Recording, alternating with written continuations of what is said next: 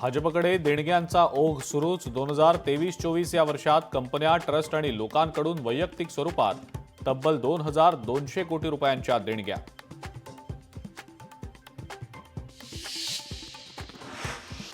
नाशिक महानगरपालिकेचे आयुक्त राहुल कर्डिले यांच्या नियुक्तीला ब्रेक. गिरीश महाजन यांनी नियुक्ती थांबवल्याची चर्चा.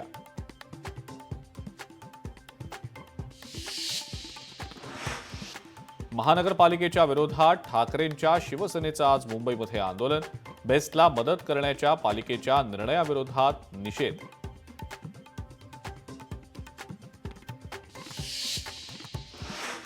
ठाकरेंच्या शिवसेनेनं पालिकेसाठी कंबर कसली. उद्धव ठाकरे वॉर्डनिहाय आढावा घेणार.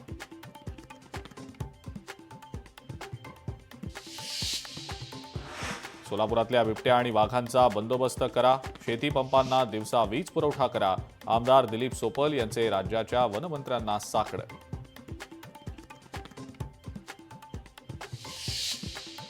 अमरावतीमधल्या दर्यापूर बस आगारातून बस फेऱ्या उशिरानं. विद्यार्थी आणि प्रवाशांची उडतीये तारांबळ.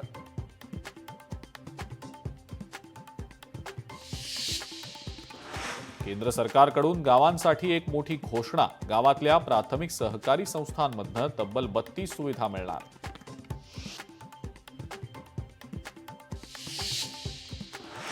मुंबईतल्या बोरिवलीमधल्या हवेची अति वाईट श्रेणीमध्ये नोंद. गेले काही दिवस मुंबईतील हवेचा दर्जा सातत्यानं खालावत असल्याचं समोर.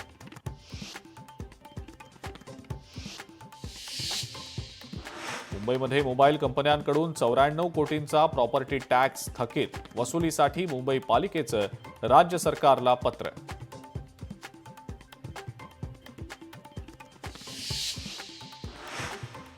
मुंबईतल्या 6 मेट्रो प्रकल्पांच्या कामांसाठी निधीचा मार्ग आता मोकळा. MMRDAला राज्य सरकारकडून 521 कोटींचा निधी.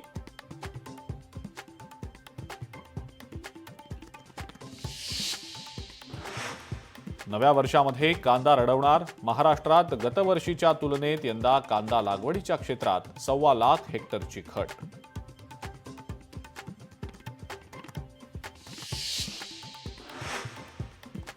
नव्या गुंतवणूकदारांमध्ये 25% हिस्सा महिलांचाच. 2021 पासून दरवर्षी 30 लाख नवी डीमॅट खाती उघडली.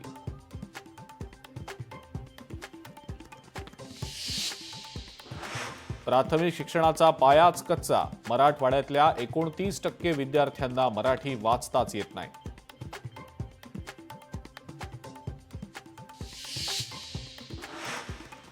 रस्त्यांच्या मधोमध ट्रान्सफॉर्मर असल्यानं अपघातांना निमंत्रण. प्रशासनाच्या दुर्लक्षामुळे सामाजिक कार्यकर्त्यांचं बोंबाबोंब आंदोलन. लोकशाही मराठी ऐका, पहा, जागरूक रहा.